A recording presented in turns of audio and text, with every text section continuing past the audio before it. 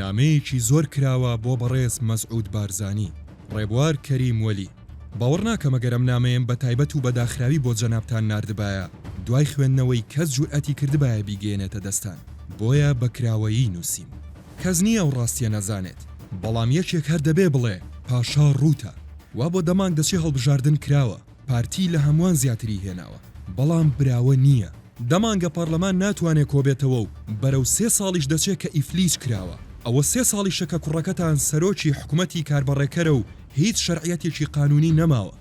ئاسۆی سازانێکی نیشتیمانی بەدی ناکرێ و وڵات لەناو زەلکاوی نادادیدا دەتلێتەوە و قەیران بە قەیران دەڵێ خۆت لادا. پێویست بە درێژدادڕی ناکات. ئەسڵی مەسەلەکە ئەوەیە کە جەنابتان وەکو سەرۆکی پارتی ویستان تا لە ژیاندان ئەوە ببینن کە کوڕی گەورەتان سەرۆکی حکومەتە. شکور بۆ خوا دیتان، بەڵام ئەمە لەسەر میلەت زۆر گران ڕاوەستا. لەو ڕۆژەوە تا ئێستا خەڵکی کوردستان باجی ئەو خۆزگە و ئارەزوەی ئێوە دەدەنەوە.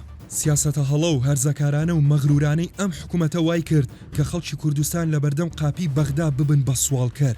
جاخوا ڕەحمی کرد کە لە 2013دا ئەو کات بەنیاز بوون و گۆڕان و یەکێتی ڕێگەیان نەدا کوڕەکەتان ببێتە سەرۆکی کابینەی هەشتەم، ئەوە ڕووی نەدا. بیهێنە پێشچاوی خۆتان و تەسەوری قۆناغی دوای ڕیفراندۆم بکەن.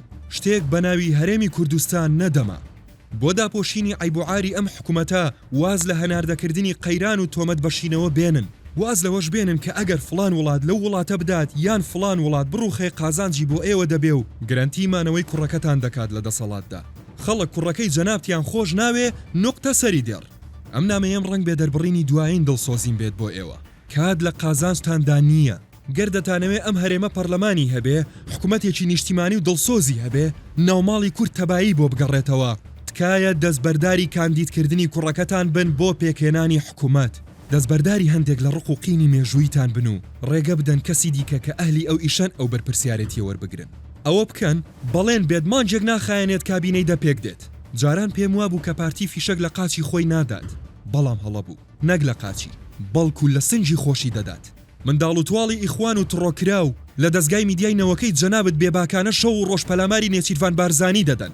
ئەو نێچیروانەی کە وەک جەنابەت لە کۆنگرەی سیانزە گوتت ئەگەر گولەیەکی بۆ بێت کوڕەکانت سنجیانی بۆ دەکەنە قەڵغان.